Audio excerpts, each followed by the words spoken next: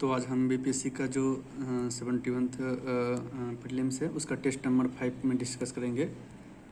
तो इसका पहला क्वेश्चन है कि रेगुलेटिंग एक्ट 1773 के तहत गवर्नर जनरल की सहायता के लिए कितने सदस्य कार्यकारिणी परिषद का गठन किया गया था।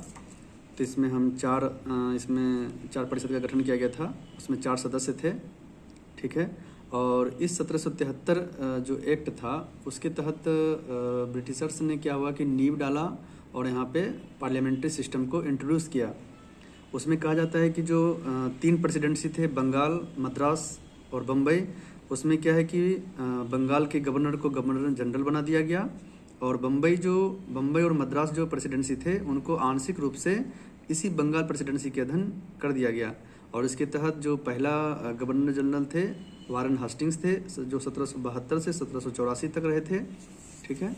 नेक्स्ट है कि किस अधिनियम द्वारा ईस्ट इंडिया कंपनी के कर्मचारी के वेतन को भारतीय राजस्व से देने की बात की गई थी। तो इसमें 1793 का चार्टर एक्ट है। ठीक है। और इस चार्टर एक्ट में क्या किया कि बंगाल के जो गवर्नर जनरल थे उनके प्रांतीय जो शासकों पर नियंत्रण को बढ़ा दिया गया। ठीक है। और जो भी कंपनी के वरिष्ठ जो अधिकारी थे, ऑफिसर हैं, उनकी अनुमति के बिना कोई भी भारत से छोड़ नहीं सकते हैं।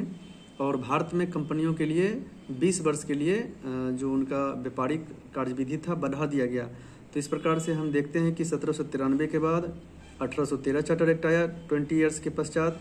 फिर 1813 के फिर से 20 वर्ष बढ़ाया तो 1833 आया, फिर 20 वर्ष बढ़ाया तो 1853 एक्ट आया था। नेक्स्ट है सुप्रीम कोर्ट कलकत्ता की स्थापना। ये जो है ये पिट्स इंडिया एक्ट 1784 गलत है, क्योंकि यह जो है रेगुलेटिंग एक्ट 1773 के तहत किया गया था और कलकत्ता सुप्रीम कोर्ट की स्थापना 1774 में हुई थी। और इनका जो पहला मुख्य न्यायाधीश थे सर एलिजा इम्पे थे। तो इसलिए इस प्रकार से दोनों आंसर गलत है। ठीक है। नेक्स्ट है 4th नंबर कि इसे मिलान करना है। तो मिलान करेंगे तो हम लोग देखते हैं कि जो ईस्ट इंडिया कंपनी का जो व्यापारिक अधिकार था, अगर कहेगा कि समाप्त हुई थी तो 1813 एक्ट से, लेकिन अगर यहाँ पूर्णतः समाप्ति है यानी चाय और चीनी के साथ जो भी छूट दी गई थी वो पूरा टोटली ख़त्म कर दिया गया तो 1833 के चार्टर एक्ट के तहत। तो इस प्रकार से 1 का आंसर 2 हो जाएगा। और ईसाई मिशनरी का आगमन 1833-13 में हुआ था और 1813 में ही कहा गया है कि इसमें शिक्षा पर 1 लाख रुपीज़ खर्च करने की बात की गई थी। 3rd है कि C नंबर में कि सिविल सेवकों की सीधी भर्ती 1853 एक्ट के तहत हुआ था। और पोर्टफोलियो सिस्टम जो विभागीय प्रणाली है वो 1861 के अधिनियम लॉर्ड कैनिंग के द्वारा लाया गया था और इसी में अध्यादेश जारी करने की भी शक्ति की बात की गई है, जिसका जो टेन्योर 42 डेज यानी 6 वीक्स का होता है। 5th में हम देखते हैं कि कथन पूछ रहा है तो 1935 के भारत शासन अधिनियम के तहत केंद्र में उत्तरदायी सरकार की स्थापना हुई थी। ये गलत है, क्योंकि जो 1935 के जो भारत शासन अधिनियम थे वो केंद्र में द्वैध शासन की स्थापना हुई थी और प्रांतों में उत्तरदायी सरकार की स्थापना हुई थी। ठीक है। और नेक्स्ट है कि प्रांतीय विधानसभा के प्रति उत्तरदायी मंत्रिपरिषद की सलाह पर ही गवर्नर को कार्य करना पड़ता था। ये बिल्कुल सही है। 6 नंबर देखते हैं कि 1909 के जो मार्ले मिंटो रिफॉर्म्स थे, यानी मार्ले जो थे वो सचिव थे, भारतीय सचिव थे, और मिंटो कौन थे, यहाँ के वायसराय थे। तो मार्ले मिंटो रिफॉर्म्स जो आए थे 1909 में, उनके तहत वायसराय की कार्यकारिणी परिषद में नियुक्त होने वाला प्रथम जो भारतीय थे वो सत्येंद्र प्रसाद सिन्हा थे। सत्येंद्र प्रसाद सिन्हा के बारे में एक चीज़ जान लीजिए कि वो आगे चलकर जो है वो 1946 में जो दिसंबर 1946 में जो भारतीय संविधान सभा बना था उसमें वो एक अस्थायी अध्यक्ष भी का काम भी किए थे। ठीक है। नेक्स्ट है कि भारतीय शासन अधिनियम 1935 के तहत निम्नलिखित कथन पर विचार कीजिए। तो इसमें यह अखिल भारतीय परिसंघ की स्थापना की गई थी, बिल्कुल सही है। और इसी 1935 के तहत म्यांमार को भी अलग किया गया 1937 में। इसमें एक सुप्रीम कोर्ट की भी स्थापना हुई थी अखिल भारतीय संघ लेवल पे। इस अधिनियम के अंतर्गत केंद्र और प्रांतों के बीच शक्ति का विभाजन 3 सूची बनाकर किया गया था। यह भी बिल्कुल सही है। जो समवर्ती सूची का प्रावधान ऑस्ट्रेलिया से है उसमें कुल 36 मत शामिल किए गए थे, ना कि 54। 54 जो है यह राज्य सूची में शामिल था और संघीय सूची में 59 था। इस प्रकार से 3 कथन सही है। 8 में क्या बोलते हैं कि सर्वप्रथम किस भारतीय द्वारा संविधान सभा की मांग को व्यक्तिगत स्तर पर की गई थी। तो इसमें हम जानते हैं कि जो मानवेंद्र नाथ राय थे, MN रॉय, उन्होंने 1934 में जो है उन्होंने क्या किया था, इसकी परिकल्पना प्रस्तुत की थी और इसी मांग को लेकर के आगे जो कांग्रेस का हरिपुरा अधिवेशन हुआ था 1938 में, उसमें इसको स्वीकार कर लिया गया। ठीक है। भारतीय संविधान के निर्मात्री सभा सदस्य चुनाव के लिए कितनी जनसंख्या को प्रति सदस्य के लिए चुनने का अधिकार बनाया गया था। तो इसमें प्रत्येक 10 लाख पे एक अप्रत्यक्ष ढंग से, ठीक है, क्योंकि क्या कि अप्रत्यक्ष जो एकल संक्रमणीय मत प्रणाली था उसके तहत चुना जाएगा। और उसके तहत आप देखे होंगे कि जो 1935 के जो भारत शासन अधिनियम थे उसमें 1937-38 के में जो चुनाव हुए उसमें प्रतिनिधि जो थे वो प्रत्येक 10 लाख की जनसंख्या पर उनका निर्वाचन हुआ था। आगे देखते हैं कि संविधान निर्मात्री सभा के अंतर्गत मौलिक अधिकार समिति के अध्यक्ष कौन थे। तो सरदार वल्लभ भाई पटेल थे।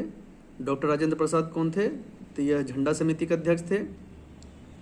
ठीक है। और उद्देशिका जो समिति थे वो तो जवाहरलाल नेहरू थे। इस प्रकार से इसका आंसर बी है। 11वें नंबर में मिलान करना है तो झंडा समिति का भी बताए राजेंद्र प्रसाद है, उद्देशिका समिति का जवाहरलाल नेहरू है, प्रेस दीर्घा समिति का कौन है, तो उषानाथ सेन है, और अल्पसंख्यक समिति का सरदार वल्लभ भाई पटेल हैं, और उनका जो उपाध्यक्ष थे अल्पसंख्यक का वो SS मुखर्जी थे। नेक्स्ट है कि 12वें नंबर में कि भारतीय संविधान सभा में प्रांतों में 236 सदस्य चुने गए थे। इसमें 236 नहीं चुने गए थे, ठीक है। इसमें जो है 229 सदस्य चुने गए थे और 70 सदस्य जो है भारतीय संविधान सभा में चुने गए थे। इस प्रकार से सिर्फ 2 सही है। संविधान दिवस कब मनाते हैं, तो हम जानते हैं कि 26 नवंबर 1949 यानी 26 नवंबर 1949 को जो है भारत का जो संविधान था उसको स्वीकार किया गया था, इम्प्लीमेंट किया गया था। और उसी के तहत कुछ अनुच्छेद जैसे कि 5 है, आर्टिकल 6 है, 7 है, 8 है, 9 है, 60 है, 324 है, 366 है, इस तरह से उसको एडॉप्ट किया गया था। नेक्स्ट है कि भारतीय संविधान के सचिव सेक्रेटरी के रूप में किन्हें नियुक्त किया गया था। तो आप देखेंगे कि सेक्रेटरी के रूप में HBR जो अयंगर हैं, यह संविधान सभा के मेंबर भी थे, तो इनको सेक्रेटरी के रूप में चुना गया है। नेक्स्ट है कि SN मुखर्जी तो वह मुख्य जो ड्राफ्ट जो बनाए थे वो उनके लिए नियुक्त किया गया था। नेक्स्ट है कि बसंत कृष्ण वैद जो थे वो मूल भारतीय संविधान के हिंदी संस्करण को लिखने का प्रयास किए थे, ठीक है। और जो CBN राव है ना, वो कानूनी सलाहकार थे, ठीक है। नेक्स्ट है कि 15th में संविधान सभा के लिए प्रतीक जो है सिंबल, उसको हाथी को बनाया गया था, ठीक है। और जो है नेक्स्ट है कि भारतीय संविधान का संरक्षक जो है जुडिशियल बॉडी यानी न्यायपालिका को दिया गया है कि उनके बेसिक स्ट्रक्चर में चाहे जो उनका संविधान है उनसे कोई छेड़छाड़ न कर सके, ठीक है। तो जो जुडिशियल बॉडी है उन्हें संविधान की व्याख्या और कानून की वैधता जो बनाए रखने के लिए उन्हें एक बॉडी के रूप में, संवैधानिक संस्था के रूप में बनाया गया है। नेक्स्ट है कि भारत के संविधान में समवर्ती सूची का प्रावधान किस देश के संविधान से प्रेरित किया गया है, तो ऑस्ट्रेलिया से, ठीक है। दक्षिण अफ्रीका से जो राज्यसभा के सदस्यों का निर्वाचन है, आयरलैंड से DPSP है, directive principle of state policy, और अमेरिका से मौलिक अधिकार है, संविधान की सर्वोच्चता है, महाभियोग है, ठीक है, उपराष्ट्रपति का गठन है। नेक्स्ट है भारतीय संविधान की, इसमें कह रहा है कितना कथन सही है, तो इसमें देखेंगे कि संविधान की जो जर्मनी के वाइमर संविधान है इमरजेंसी लिया गया है, और स्वतंत्रता जो समानता बंधुत्व है वो फ्रांसीसी क्रांति 1789 में जो हुई थी फ्रांस से लिया गया, ये गलत है रूस यहाँ पे, ठीक है। और भारतीय संविधान में जो राज्य के DPSP हैं वो आयरलैंड से लिया गया, बिल्कुल सही। और जो संघात्मक प्रणाली है ना वो कनाडा से लिया गया, इसलिए गलत है ये। 19 नंबर में है कि रिक्त स्थानों की पूर्ति करें, तो अभी बताए थे मौलिक अधिकार अमेरिका से लिया गया है, ठीक है। संसदीय प्रणाली ब्रिटेन से, रूस से मौलिक कर्तव्य लिए गए हैं और फ्रांस से स्वतंत्रता, समानता, बंधुत्व लिया गया है। नेक्स्ट है कि विधि द्वारा स्थापित प्रक्रिया, ये तो जापान है, लेकिन विधि की सम्यक प्रक्रिया ये अमेरिका से लिया गया है और संविधान की सर्वोच्चता भी अमेरिका से लिया गया है। मौलिक कर्तव्य जो रूस से लिया गया है और 3 जो न्याय है, सामाजिक आर्थिक जो न्याय की व्यवस्था है वो रूस से लिया गया है। संविधान संशोधन जो अमेंडमेंट है आर्टिकल 368 में और भाग 20 में, वो साउथ अफ्रीका से लिया गया है। ठीक है, इस प्रकार से ए आंसर सही है। 21 में क्या है कि भारतीय संविधान को उधार का थैला कहा गया है, क्योंकि भारत का जो संविधान का जो प्रारूप बनाया गया है, अधिकांश जो संविधान है, जितने भी देश के संविधान हैं, उनको बारीकी से समझ करके, बारीकी से पढ़ करके और उनके बहुत सारे तथ्यों को लिया गया है। लेकिन ऐसा नहीं है कि डायरेक्ट कॉपी पेस्ट किया गया है, उनके संविधान को प्रॉपरली अध्ययन किया और भारत का जो परिस्थिति है, भारत का जो भौगोलिक संरचना है, भारत की जो विविधता है, हर एक प्रकार के जो जाति, धर्म, समुदाय में विविधता है, उनको ध्यान में रखते हुए आर्टिकल में समाहित किया गया है। ठीक है, तो इस प्रकार से इसका आंसर ए है। 22 में क्या है कि किस बात में उच्चतम न्यायालय ने यह अवधारणा प्रस्तुत की कि प्रस्तावना संविधान का जो पार्ट है, यानी प्रियम्बल जो है ना, कॉन्स्टिट्यूशनल पार्ट है। तो केशवानंद भारती केस जो 1973 में आया था, उसमें बोला कि प्रस्तावना संविधान का भाग है और इसमें यह भी बताया गया कि संविधान का जो बेसिक स्ट्रक्चर है उसमें किसी भी प्रकार का छेड़छाड़ नहीं होना चाहिए। तो बेसिक स्ट्रक्चर ऑफ कॉन्स्टिट्यूशन भी इसमें प्रावधान किया गया है। ठीक है, और लेकिन एक केस आता है बेरुवाड़ी केस मामले 1960, उसमें कहा जाता है कि सुप्रीम कोर्ट ने पहली बार बोला था कि प्रस्तावना संविधान का भाग नहीं है। तो इसी केस को पलटते हुए उन्होंने केरल बनाम जो केशवानंद भारती थे, उसमें 1973 में इसी 1960 की जो उन्होंने जो लॉज जो उन्होंने स्टेटमेंट दिया था, उनको पलट दिया। मिनर्वा मिल केस क्या है 1980 का? तो मिनर्वा मिल केस 1980 में है, जो आर्टिकल 368 अमेंडमेंट से रिलेटेड है। उसके खंड 4 में यह कहा गया था कि जो न्यायिक पुनर्विलोकन है उसको समाप्त किया जाए। क्यों? क्योंकि यह संविधान के आधारभूत लक्षण को सीमित करता है। इसलिए मिनर्वा मिल केस में बोला गया कि 368 का जो खंड 4 है वो विधि सम्मत नहीं है, इसलिए सुप्रीम कोर्ट ने इसे खारिज कर दिया और इसे जो है ना न्यायिक पुनर्विलोकन इस आर्टिकल को ख़त्म करा दिया उसे। नेक्स्ट है कि 23, इसमें कहता है कि तो प्रियम्बल आप लोग थोड़ा याद रखेंगे क्योंकि यह एग्ज़ाम में आता है कि हम भारत के लोग, भारत को जो पूरा प्रियम्बल का एक पार्ट है, तो उसमें कहा जाता है कि भारत के लोग भारत को एक संपूर्ण प्रभुत्व संपन्न समाजवादी पंथ निरपेक्ष लोकतांत्रिक गणराज्य बनाने के लिए तथा उसके समस्त नागरिकों को जो भी है, आगे आप देख लीजिएगा।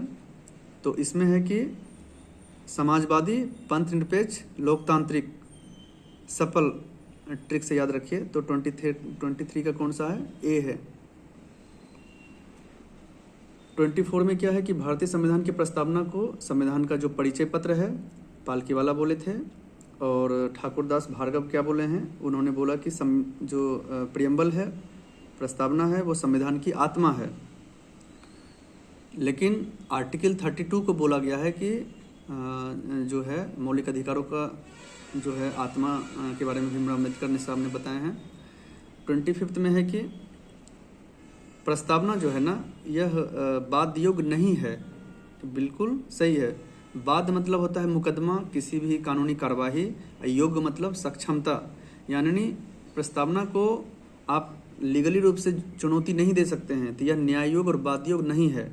जैसे कि डीपीएसपी न्याय योग्य वाद योग्य नहीं है, और मौलिक अधिकार न्याय योग्य वाद योग्य है। उसे मौलिक अधिकार का किसी भी हनन के कारण आप आर्टिकल 32 के तहत सुप्रीम कोर्ट में और आर्टिकल 226 के तहत स्टेट का किसी हाई कोर्ट में जाकर के चुनौती दे सकते हैं।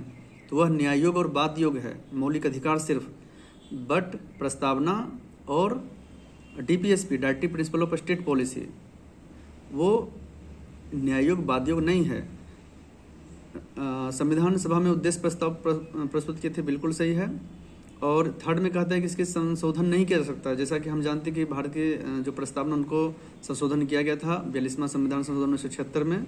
उसमें उसमें जो है समाजवादी, पंथनिरपेक्ष, अखंडता, ये सब शब्द जोड़े गए थे। 26 में है कि सिक्किम को एक अधिराज्य के रूप में 35th नंबर जो है 1974 में किया गया था, लेकिन सिक्किम को एक पूर्णतः राज्य के रूप में मान्यता 36th अमेंडमेंट जो है 1975 में किया गया था। ठीक है। नेक्स्ट है कि 27 में नए राज्य का निर्माण और सीमा में परिवर्तन के लिए सिंपल बहुमत से हो जाता है, बिल्कुल सही। और इसमें 360 का प्रयोग नहीं होता है, ये भी सही है। 28 में है कि भाषाई आधार पर गठन जो हुई थी, क्योंकि स्वतंत्रता के बाद जो है ना कई स्टेट्स अपने अपने राज्य का जो गठन है भाषा के आधार पर करने के लिए आगे बढ़ रहे थे। उसी विवाद को निपटाने और राज्य की जो पुनर्गठन के लिए स्वतंत्रता के बाद जो कुछ समिति का गठन किया गया, तो उसमें देखते हैं कि एस.के. धर कमेटी जो थे वह 1948 में बनाए गए थे। और उन्होंने क्या बोले थे कि एस.के. धर ने बोला कि भाषाई आधार पर राज्यों का गठन जो है उसकी अपरिहार्य है, यानी अस्वीकार कर दिया उन्होंने। और इसी को आगे बढ़ाते हुए एक JVP समिति बनाई गई थी, जिसमें जवाहरलाल नेहरू थे। जे से जवाहरलाल नेहरू, भी से वल्लभ भाई पटेल और पी से पट्टाभी सिद्धरामैया, दिसंबर 1948 में। आगे है राज्य पुनर्गठन आयोग को फजल अली, जो सुप्रीम कोर्ट के न्यायाधीश भी थे, उनकी अध्यक्षता 1953 में बनाए गए थे। नेक्स्ट है कि आंध्र प्रदेश भाषा आधार पर पहला स्टेट है, सही है, क्योंकि इसमें हुआ ये था कि जो भाषाई आधार की जो दक्षिण भारत राज्य में मांग बढ़ रही थी, उसमें एक श्री राम लूप नाम का एक नेता थे। उन्होंने 56 दिन का भूख हड़ताल करके उनका डेथ हुआ। और उस दबाव में जो पंडित जवाहरलाल नेहरू थे, उन्होंने जल्दबाजी में क्या किया कि उसकी मांग को स्वीकार किया और 1953 में जो राज्य का गठन को स्वीकार कर लिया। और 1953 में तेलुगु भाषी क्षेत्र जो थे आंध्र प्रदेश का गठन हुआ। ठीक है। निम्नलिखित में से कौन नागरिकता के अर्जन हेतु शर्तों को निर्धारित करने के लिए सक्षम है? तो पार्लियामेंट है। नेक्स्ट है कि भारतीय संविधान में नागरिकता भाग 2 में नागरिकता है। आर्टिकल 1 बोलता है कि राज्यों का संघ है इंडिया। 2 में आर्टिकल में बोलता है कि नए राज्य का प्रवेश या स्थापना। भारतीय नागरिकों की विशेषता कौन सी नहीं है, कौन सी है, यानी कौन सा सही है पूछ रहा है। तो भारत में सिंगल सिटीजनशिप है, यहाँ के किसी भी स्टेट और इंडिया में सिर्फ एक सिटीजनशिप चलती है। जैसे कि अमेरिका में दोहरी नागरिकता है, आप उनका कोई भी स्टेट का भी नागरिकता रखना पड़ेगा और अमेरिका का तो रखना ही है। शोषण के विरुद्ध अधिकार आर्टिकल 23-24 में है। 23 में है बालाश्रम से बचाना और 24 में है 14 वर्ष से कम उम्र के बच्चों को जोखिम भरे कामों से उन्हें संरक्षण देना। आगे देखते हैं, ये 34 जो है बहुत इम्पोर्टेंट है, क्योंकि इसमें है कि जो आर्टिकल 23-24 जो बालकों के शोषण से संबंधित था, उसमें कुछ अधिनियम आए थे। तो उसमें देखते हैं कि कारखाना जो अधिनियम था 1948 में लाया गया। खान अधिनियम जो भी माइनिंग होते हैं उसमें 1952 में। बाल श्रम जो प्रतिबंध या विनियमन जो अधिनियम है वह 1986 में आए थे। और इसी में आप देखेंगे कि जो बंधुआ मजदूरी जो था वो 1976 में आए थे। आगे है कि बाल रोजगार अधिनियम, तो यह 1938 में आए थे। ये बहुत इंपॉर्टेंट है। 34 नंबर, निजता के अधिकार को किस बाद में सर्वोच्च न्यायालय ने मौलिक अधिकार में संज्ञा दी थी? तो 35 में देखते हैं कि जो एक पुट्टू स्वामी बाद 2017 में, वर्ष 2017 में पुट्टू स्वामी बाद में एक संवैधानिक पीठ बैठा था, जिसमें 9 सदस्यों ने सिंगल मत से, यानी एक साइडेड मत से निजता के अधिकार को मौलिक अधिकार की श्रेणी में शामिल किया। और उसमें कहा कि अनुच्छेद जो 21 है उसमें जीवन के अधिकार में शामिल कराया। निजता चूंकि मानव जीवन और गरिमा का महत्वपूर्ण पहलू है, इसलिए संवैधानिक मूल्यों के इन्हें अनुरूप रखा जाए। तो पुट्टू स्वामीवाद 2017। नेक्स्ट है 36, भारत की जो न्यू एजुकेशन पॉलिसी के कस्तूरी रंगन समिति की सिफारिश पे 2020 में जो पारित की गई थी, उसमें 5334 का जो उसमें स्ट्रक्चर बनाया गया। 5334 मतलब 5 वर्ष तक फंडामेंटल कोर्स, 3 इयर्स तक फिर प्रिपरेटरी कोर्स, फिर से 3 इयर्स तक मिडिल स्टेज कोर्स, फिर 4 इयर्स तक सेकेंडरी स्टेज कोर्स। तो 5334 फंडामेंटल, प्रिपरेटरी, मिडिल और सेकेंडरी स्टेज। ठीक है। इसमें है कि अब 86th अमेंडमेंट जो 2002 में आया था, उसमें कहा था कि माता पिता का यह कर्तव्य है कि बच्चों को एक प्राइमरी एजुकेशन के लिए भेजा जाए, और उसी को आगे क्रियान्वित करने के लिए वर्ष 2009 में राइट टू एजुकेशन आए थे, और उसे 2010 से लागू है। ठीक है।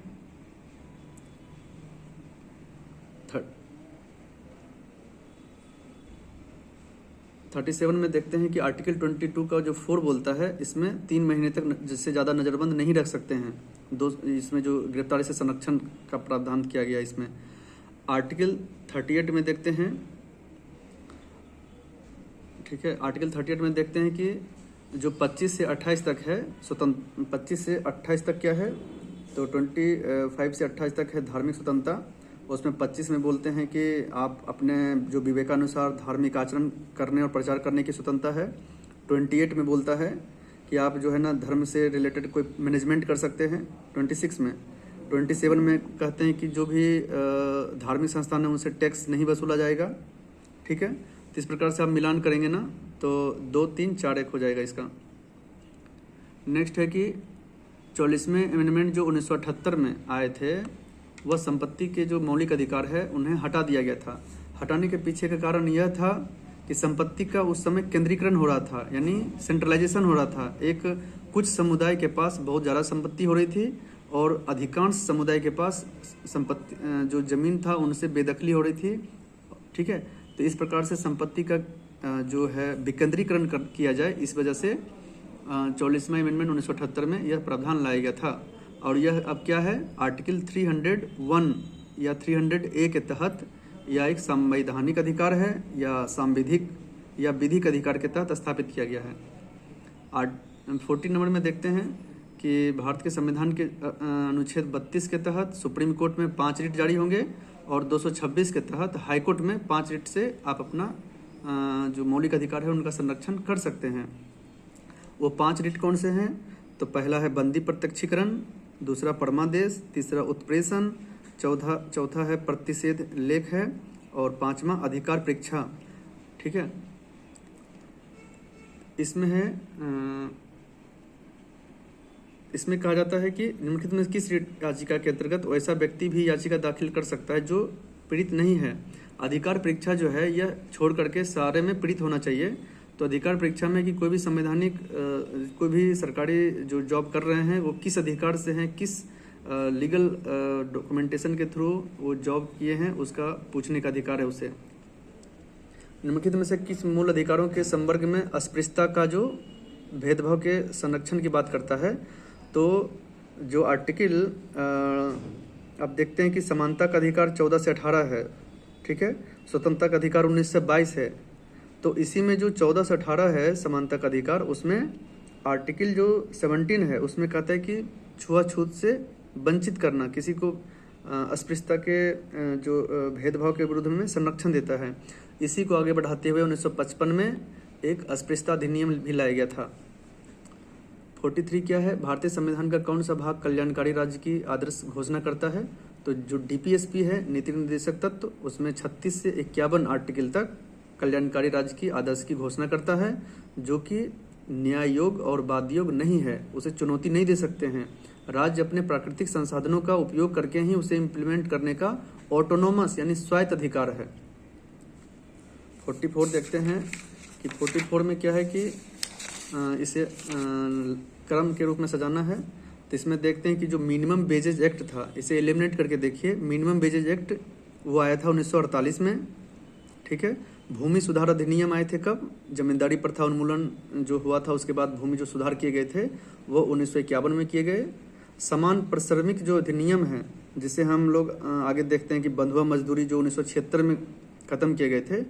तो भूमि सुधार 1951, मिनिमम वेजेज जो एक्ट था वह 1948, समान परिश्रमिक 1976, मातृत्व लाभ अधिनियम कब आए थे, तो 1961 में। और इसी 1961 में एक दहेज प्रथा निषेध अधिनियम लाया गया था। ठीक है, 1961 के अधिनियम से। 45 क्या है कि माता पिता और वरिष्ठ नागरिकों के भरण पोषण के लिए कल्याण अधिनियम किस वर्ष पारित किया गया, तो वर्ष 2007 में। अंतर्राष्ट्रीय शांति सुरक्षा समर्थन करने की बात राज्य को दी गई है, जिसमें DPSP में जो उल्लिखित है आर्टिकल 36 से 51 तक, तो इसका आंसर 51 होगा। 47 में क्या बोलते हैं कि भारतीय संविधान के भाग 4 में, ये अभी बताए थे कि न्यायालय में परिवर्तनीय नहीं होंगे, ये गलत स्टेटमेंट है पहला, बाकी दोनों सही है। 48 में क्या होता है कि यूसीसी यूनिफॉर्म सिविल कोड जो है आर्टिकल 48 के तहत आर्टिकल 44 में निहित है, जो राज्य के नीति निषेध तत्व का भाग है।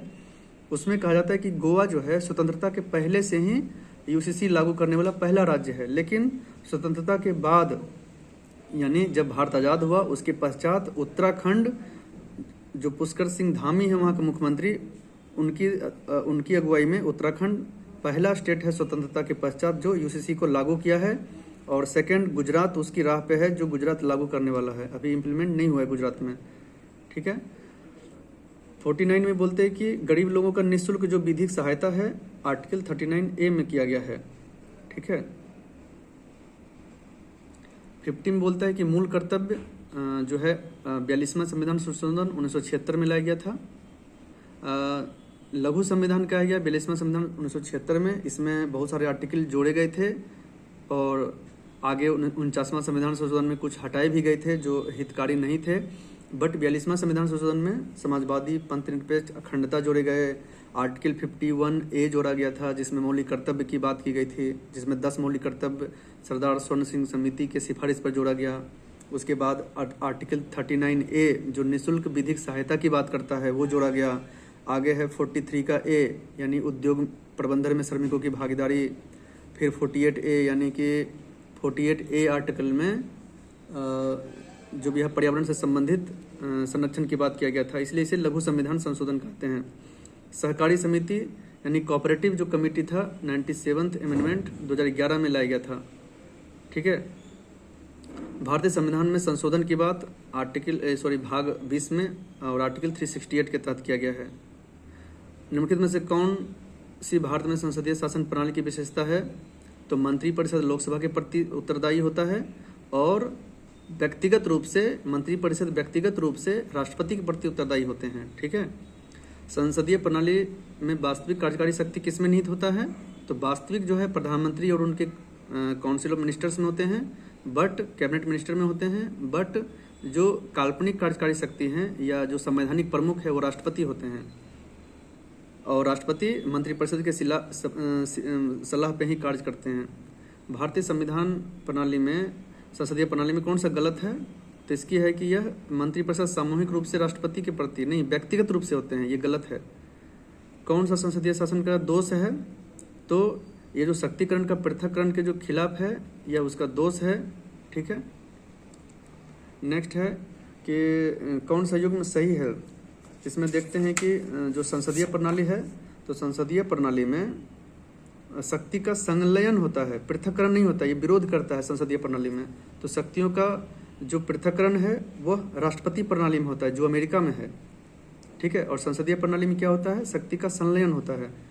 तो ये दोनों क्या है आपस में अपोजिट लिखा हुआ है। संसदीय में क्या होगा? शक्ति का जो है संलयन होगा और राष्ट्रपति प्रणाली में क्या होगा? राष्ट्रपति प्रणाली में जो है शक्ति का पृथक्करण होता है। जो शैडो कैबिनेट है, छाया कैबिनेट, वह ब्रिटेन से लिया गया है और उसमें कहा जाता है कि जो विपक्षी दल है, अपोजिशन जो लीडर्स है, वो सत्तारूढ़ कैबिनेट को जो संतुलित भी करता है और वह अपने सदस्यों को भविष्य में मिनिस्टर्स यानी मंत्री स्तरीय पद के लिए तैयार करता है। भारत में इसका भी कोई प्रावधान नहीं है। 60 और लास्ट क्वेश्चन है कि निम्नलिखित में कौन सी विशेषता यह दर्शाती है कि भारत में संघीय प्रणाली है? तो संघीय प्रणाली है स्वतंत्र न्यायपालिका यानी ऑटोनोमस बॉडी है वो। ठीक है।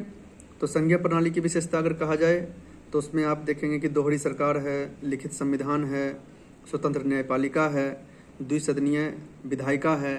ठीक है। और राष्ट्रीय और क्षेत्रीय सरकारों के बीच जो शक्ति का जो पृथक्करण होता है, विभाजन होता है, उसमें संविधान की सर्वोच्चता कठोर संविधान है। ठीक है। धन्यवाद।